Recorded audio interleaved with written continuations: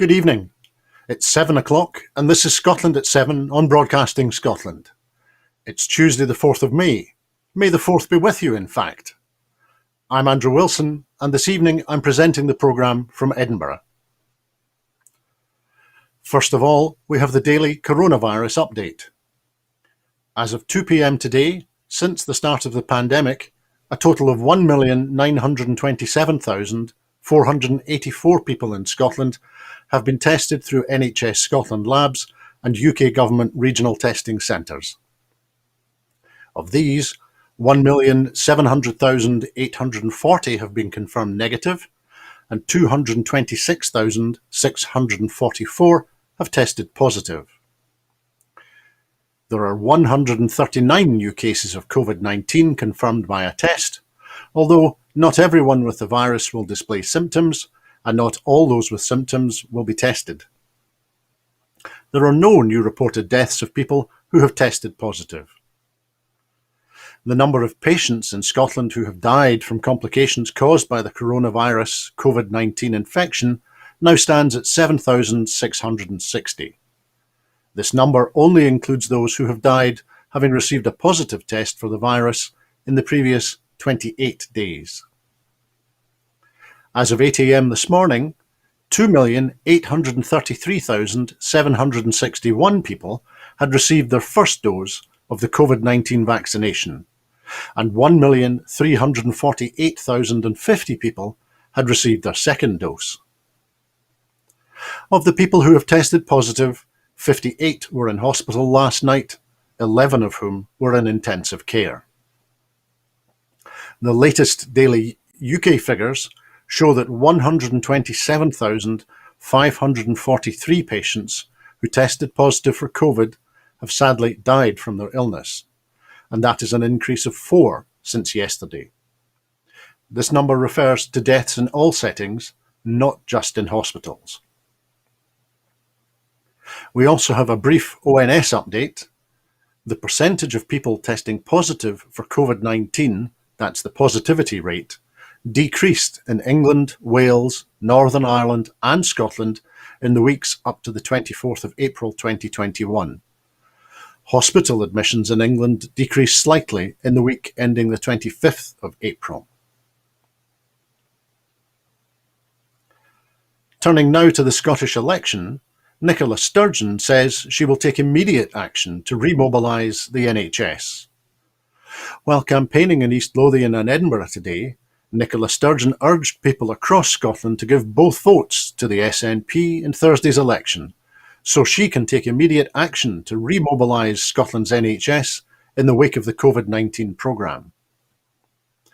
With 48 hours to go until the election, the SNP leader said that the next government has no time to waste in helping the NHS get back on its feet, and only the SNP, if re-elected, are ready to get to work with plans for the first 100 days, which will deliver a pay rise for Scottish NHS staff, open the first 3 fast-track cancer diagnosis centres, and publish an NHS recovery plan for increasing Scottish NHS activity by 10% to deal with the delays that have built up during the pandemic.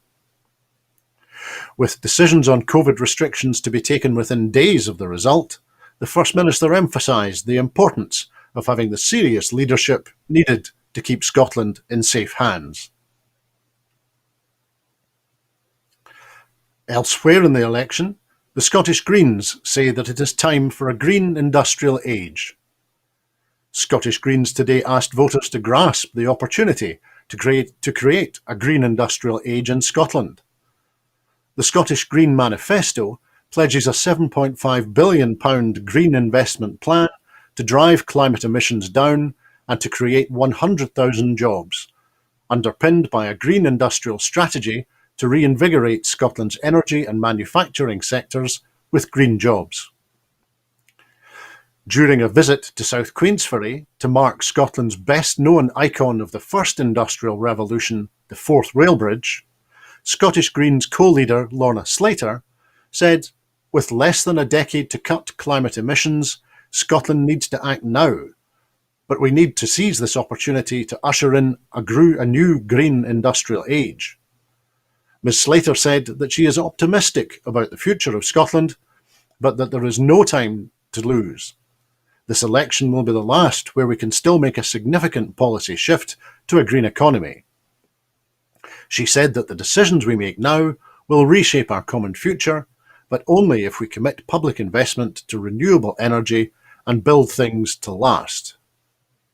She emphasised that this is the time to take matters into our own hands to build a Scotland that can lead Europe in tackling the climate emergency.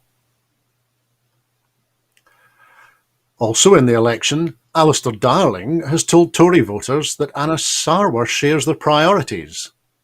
The Scottish Labour Party's campaign came under criticism today as Alistair Darling, the former Labour Chancellor and leader of the 2014 referendum Better Together No campaign, said in a plea for support from Tory voters that Labour leader Anna Sarwar shares Tory priorities.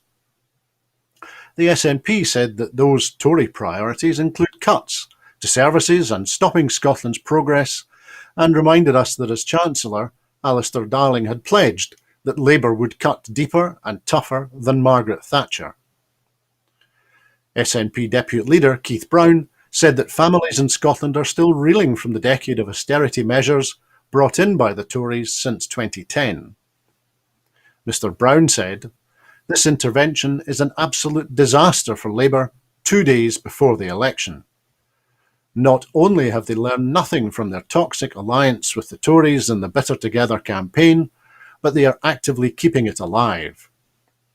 Meanwhile, a new poll today has shown the SNP lead growing, with 51% of the constituency vote and 41% of the regional list vote, predicting an SNP majority in Holyrood of 4 seats. Meanwhile, Barry Black has today called on young voters across Scotland to stand up and be counted in Thursday's knife-edge Holyrood election, making clear that by giving both votes to the SNP, they will make a real difference. The MP said that more was at stake in this election for young people's futures than for any other age group, and she believed it was essential to elect an experienced government which can stand up to Boris Johnson and the Tories, and which has a serious plan to ensure all young people have access to training, employment, and education opportunities. Ms Black said that SNP plans include guaranteeing access to employment, education and training opportunities, and steps to support their incomes, such as free bus travel and no council tax for under 22s, as well as the chance to choose their own future when the pandemic has passed. In Westminster, Pete Wishart has said that Boris Johnson must tell the truth over Nannygate. Pete Wishart MP has said the Tory sleaze scandal is causing a stench more powerful than a used nappy after Boris Johnson's spokesperson refused to deny that the Prime Minister asked Tory donors to pay for a personal nanny. The SNP MP called for Boris Johnson to publish his bank statements, all information and correspondence relating to the Downing Street refurbishment, and other donation solicitations, income and expenditure. Quizzed over the issues yesterday, the Prime Minister repeatedly refused to answer any direct questions relating to his conduct over the Tory sleaze scandal and donations. A jury in Birmingham has heard that former Premiership football Dalian Atkinson was murdered in the street by a police officer. A jury has heard that former Premiership footballer Dalian Atkinson was murdered in the street by a police officer who shot him with a taser stun gun and kicked him in the head. PC Benjamin Monk denies murder and manslaughter following the incident on 15 August 2016 in Telford, Shropshire, which began at the home of Atkinson's father.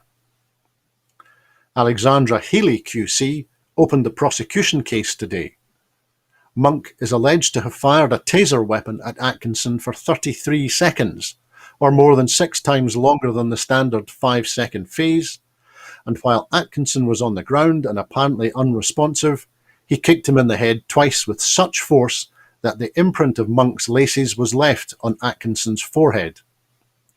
Another police officer, PC Mary Ellen Betley Smith, is charged with assault causing actual bodily harm, which she denies.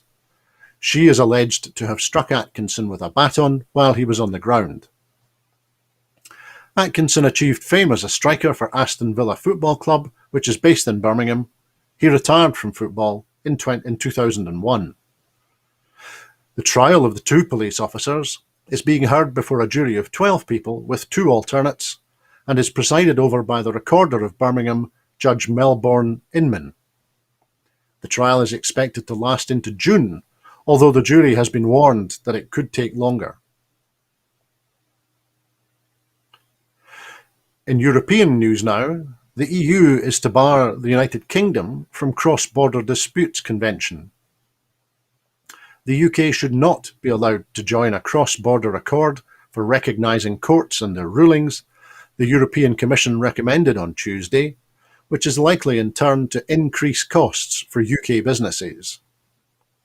The Lugano Convention determines which countries' courts may hear cross-border civil and commercial disputes between the 27 European Union states, Iceland, Norway and Switzerland. The Convention also ensures enforcement of rulings from such disputes. The UK was a member when still part of the EU, but now having left, the UK needs the unanimous backing of all Lugano signatories to rejoin. The European Commission said that the current Lugano members participate to some extent in the EU's internal market for the free movement of goods, services, capital and people, which the UK is no longer part of. In view of the above, the Commission takes the view that the European Union should not give its consent to the accession of the United Kingdom to the 2007 Lugano Convention, the Commission has said in a statement. Lugano is not mentioned in any of the post-Brexit trade agreements signed so far by the UK. And Brussels has said that the separate multilateral Hague Convention should be the future vehicle for civil judicial cooperation between the EU and the UK. However, lawyers say that this only covers some parts of the Lugano Convention, and plans to broaden it could take years to be approved. The EU is also planning to promote the rapid green transition of key industries. The EU is aiming to help industries slash greenhouse gas emissions by promoting a rapid expansion of investment in low-carbon technologies, partly through schemes with easier state aid rules, according to a draft policy plan. The EU's target to become climate neutral by 2050, helping curb dangerous global warming, will require a green transition in industrial sectors through a take-up of technologies like renewable hydrogen fuel and energy storage. A draft of the European Commission's industrial strategy, to be published on Wednesday, outlines how Brussels will help speed investments in those strategic areas, plus others such as raw materials and semiconductors. The EU is considering ways to support and speed up the rollout of important projects of common European interest, where member states can pool resources for strategic technologies which will allow EU governments to fund projects under easier rules pertaining to state subsidies, and for companies to team up on projects that would be too large or too risky for one firm alone. According to the draft, those projects could accelerate needed investments in the fields of hydrogen energy, 5G corridors, common data infrastructure and services, sustainable transport, blockchain, and European digital innovation hubs. Some EU states could use money from a €672 billion EU COVID-19 recovery fund towards these multi-country projects, as member states must spend 37% of their respective share of recovery funds to support climate objectives. The industry plan slots together with other EU measures to steer green cash into green technologies, including its recently agreed system to classify sustainable investments and planned environmental standards for electric car batteries to be sold in Europe. In North America, a metro train overpass has collapsed, killing 23 in the Mexican capital. A partially collapsed metro overpass claimed at least 23 lives in Mexico City, where rescuers worked through the night to free trapped passengers and to search for victims. Mexico City's mayor, Claudia Sheinbaum, said via Twitter that at least 65 people had been taken to hospital after the collapse near the Los Olivos metro station, which occurred at about 10:30 p.m. local time on Monday night. Videos on Mexican television and social media showed train cars hanging in mid-air as sirens blasted nearby. Footage from security cameras showed the overpass collapsing onto a busy thoroughfare as a pair of wagons fell onto passing traffic.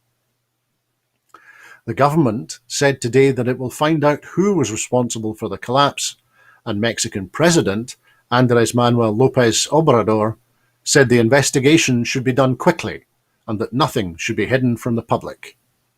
There is no impunity for anyone, he told a news conference.